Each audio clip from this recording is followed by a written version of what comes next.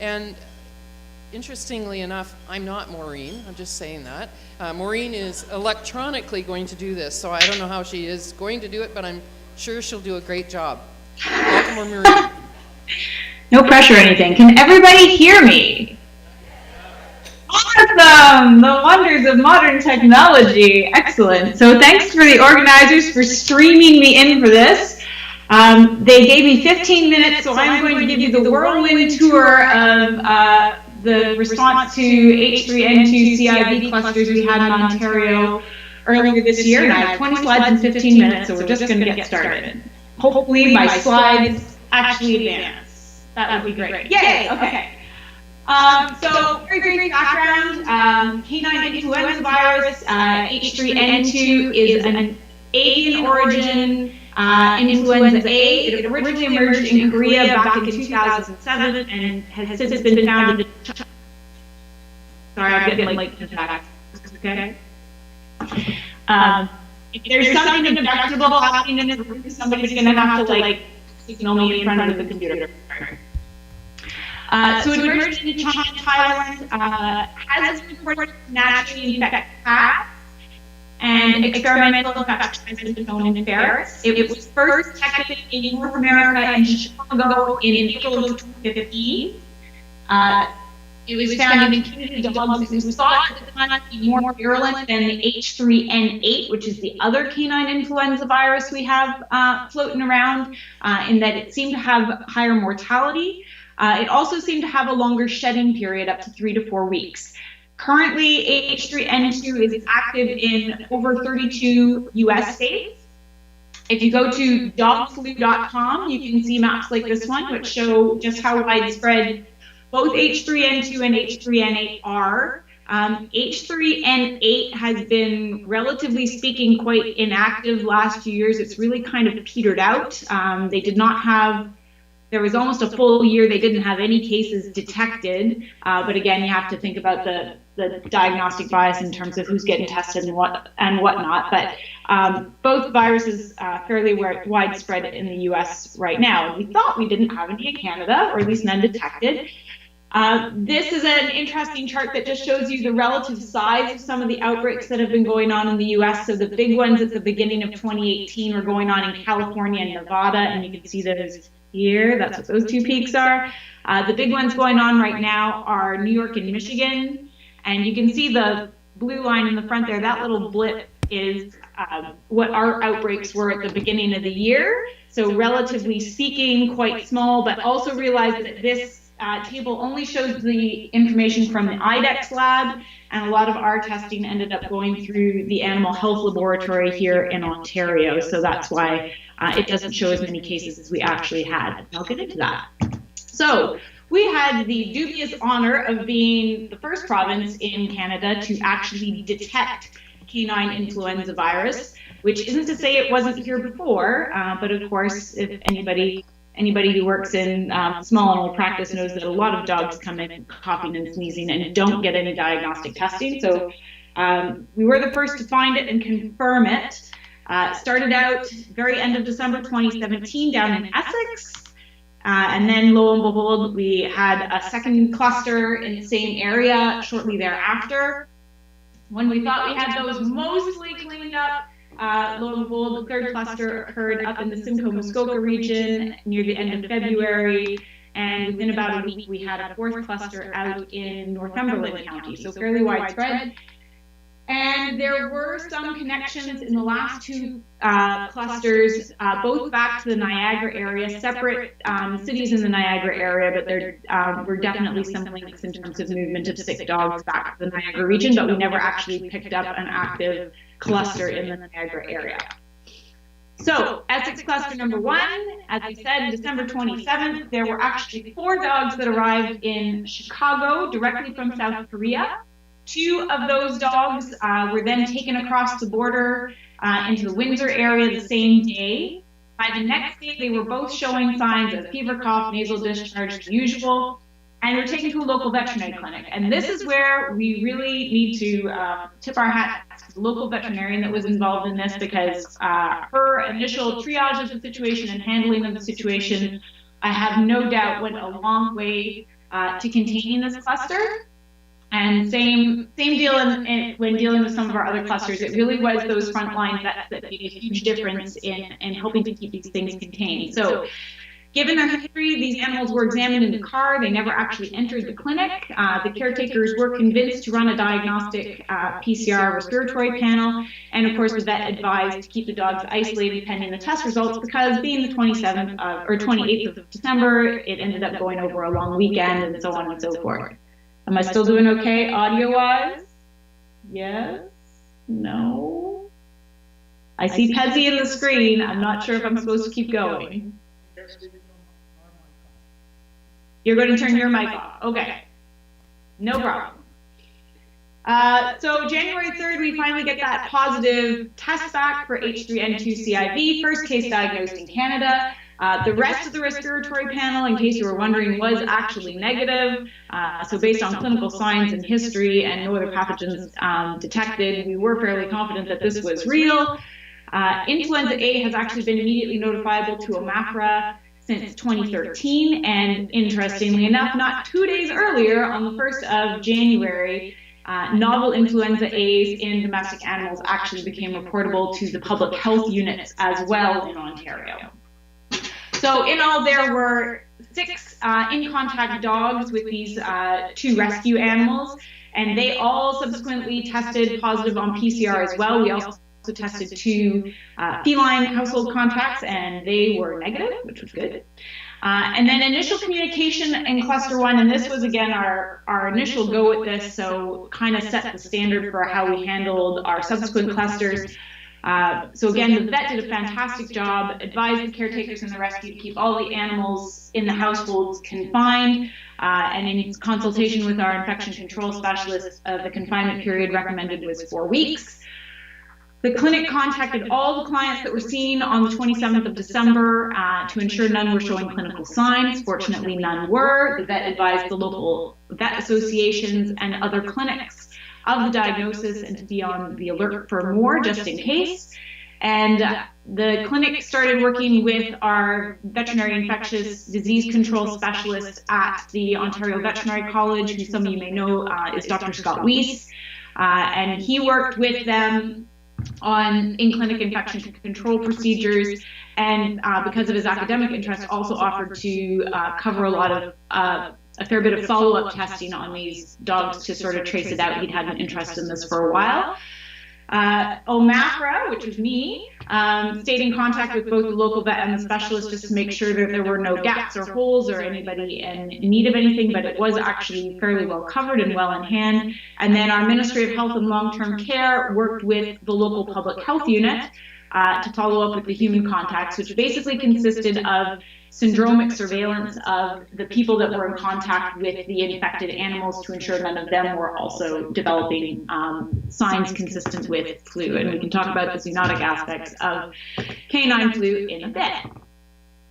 So we just kind of gotten our heads wrapped around that one when, lo and behold, on the 24th of January, a 5-year-old husky also tested positive on PCR for H3N2. It had 2 household contacts, which both ended up being positive as well, and also had a social group that the dog participated in on a semi-regular basis of about 10 other dogs, and we did manage to get at least 1 test on all 10 of those dogs. 9 were negative.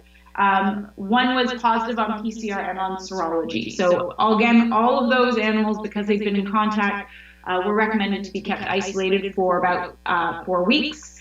And fortunately, being the middle of January, that actually helps a lot with compliance with something like that, because you don't as often have dogs getting together at parks and on walks and that sort of thing when it's colder inclement weather and so on and so forth.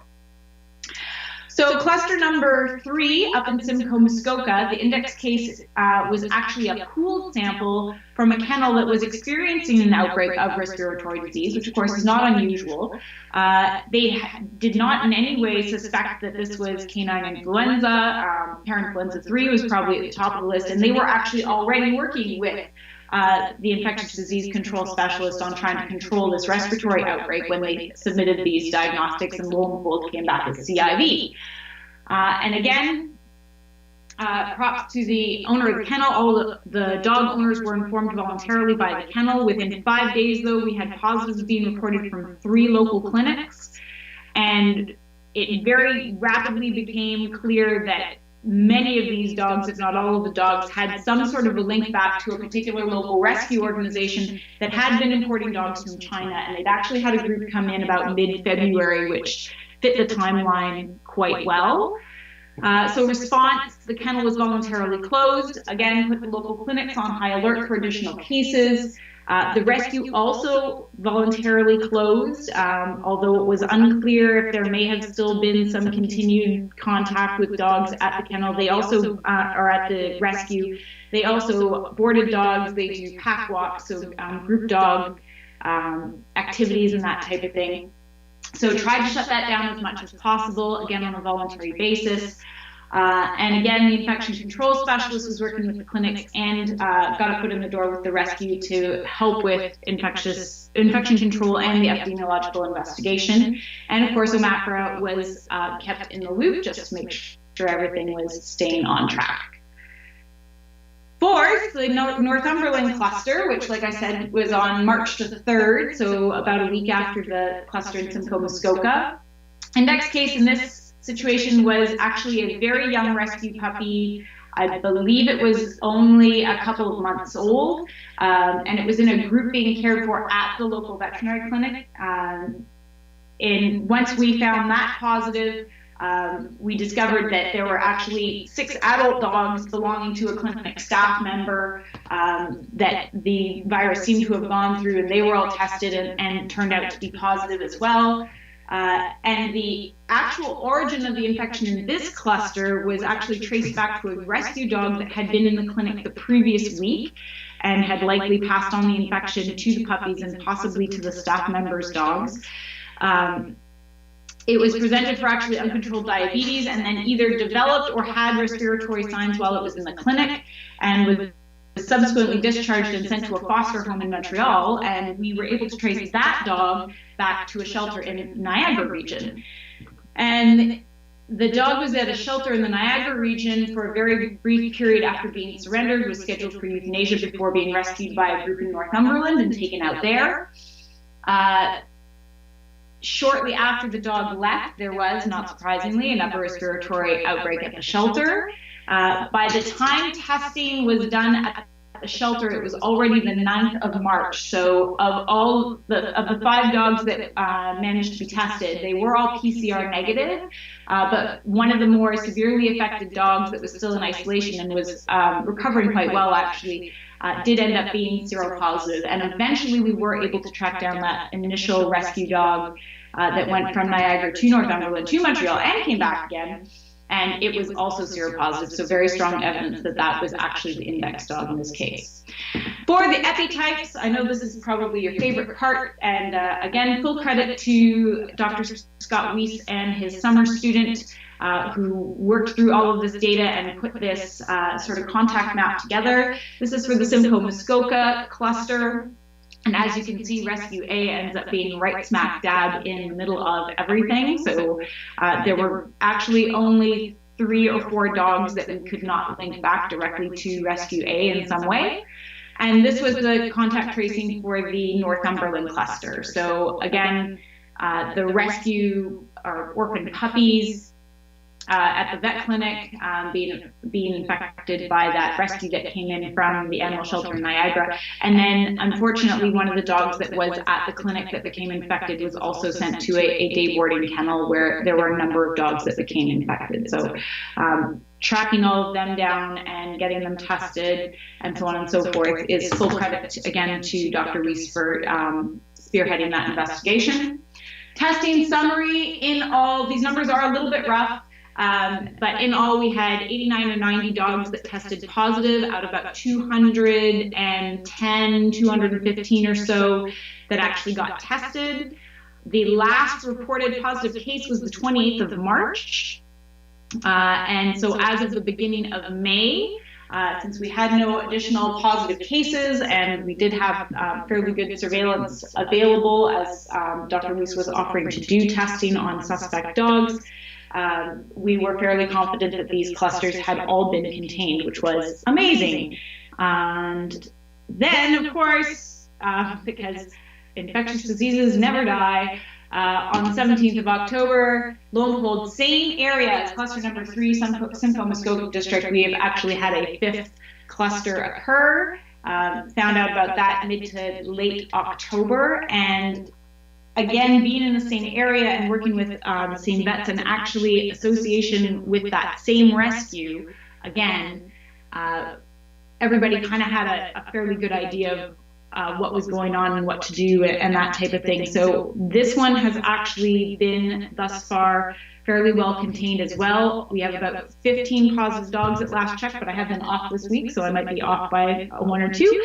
But all of the dogs that have come back positive thus far, again, have a direct link back to that rescue. So it's not really a mystery where it's come from in this particular case. So, oh, sorry, there you go. One of 2 dogs showing clinical signs positive for influenza A. And yeah, that's what I just said. Excellent. So to sum up, because I know we want to stay on time, clusters to date have been successfully contained thus far, which is in contrast to what we've seen down in the US, where, again, introduction just led to rampant spread of the virus and hundreds of dogs infected. Again, our testing for these clusters, we're fairly confident we've contained them, but of course not every single dog got tested even in those clusters.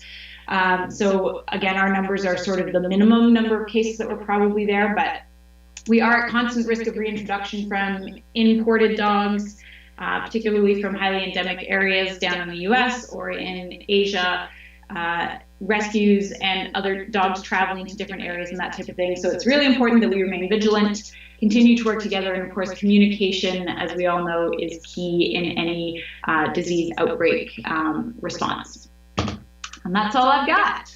And I understand I may be able to take questions if you turn your microphone back on.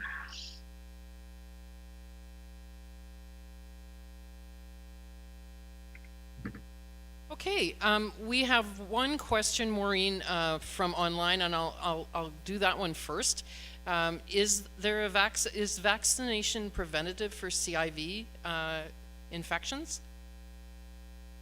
Okay, so that sounded really garbled. I think the question was... I can do it again. Is there a vaccine and is it effective? Is there a vaccine and is it effective? So in Canada, we have monovalent H3N8 canine influenza vaccine, and we also have bivalent H3N2 H3N8 vaccine. In terms of it being, there's no vaccine that's 100% protective, of course. It is thought to be useful in reducing the amount of shedding and the likelihood of clinical signs, but really interesting, now that we've had this repeat outbreak in the Simcoe Muskoka area, some of the dogs involved in that outbreak are actually the same ones that were involved in the original outbreak in the spring.